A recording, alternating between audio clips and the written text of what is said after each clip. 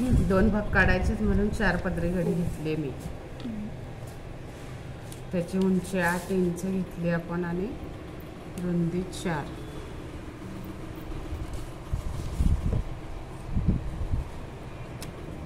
मोठं बनवायचंच असेल तर 1-1 इंच वगैरे वाढवलं तरी चालेल, पण बास होतं एवढं. मला असं वाटतं काही मोठ्याची गरज नाही. 6 महिन्यानंतर घालायला ही चांगली टोपी ना. झोपून नसल्यावर ते काही घालून उपयोग नाही. बाळ बसायला लागल्यावर घातली तर चांगली दिसते.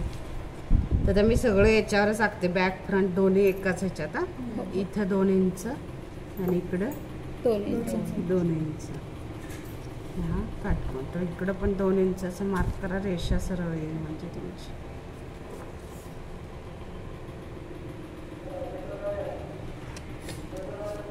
इथे 1/2 इंच तिरपं घ्या आणि राऊंड आकार द्या. गळ्याचा जसा देतो आपण घडीला द्यायचा आहे हा आकार. तिकडे देताना नाही तर कापताना आपल्याला आधी चौकोन कापून पूर्ण. एक भाग काढून ठेवा, मागील भाग.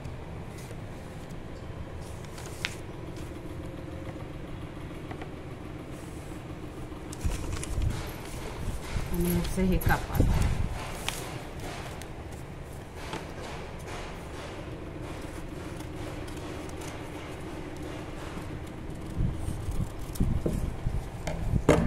हे असंच असतं, हे असंच ठेवायचं याच्यावर. ज्यांचा पातळ कपडा आहे त्यांनी अस्तर लावलं तरी सुद्धा चालणार आहे. या गोल याला पायपिंग करायची, फक्त गोलाला. पायपिंग झाल्यानंतर हे तिन्ही बाजू शिवायच्या आणि उलटवायच्या. आणि नंतर याला इथे एक प्लेट असतात अशा 2, आणि याला सुद्धा अखंड पट्टी लावणार आहे आपण. याच्यासारखीच पट्ट्या अखंडच लावायच्यात आपल्याला. म्हणजे इथले काढून दाखवतो आता मी. एवढी लांब तरी असली तरी पट्टी तुम्हाला.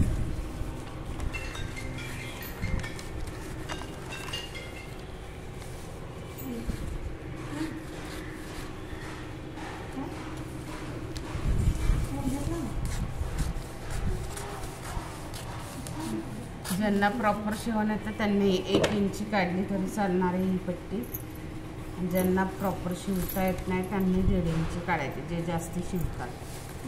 ही अशी अखंड लावणार आपण पट्टी याच्यात. जी नाडी बांधायला इथे भरपूर होते. त्याला सुद्धा अखंडच लावायची.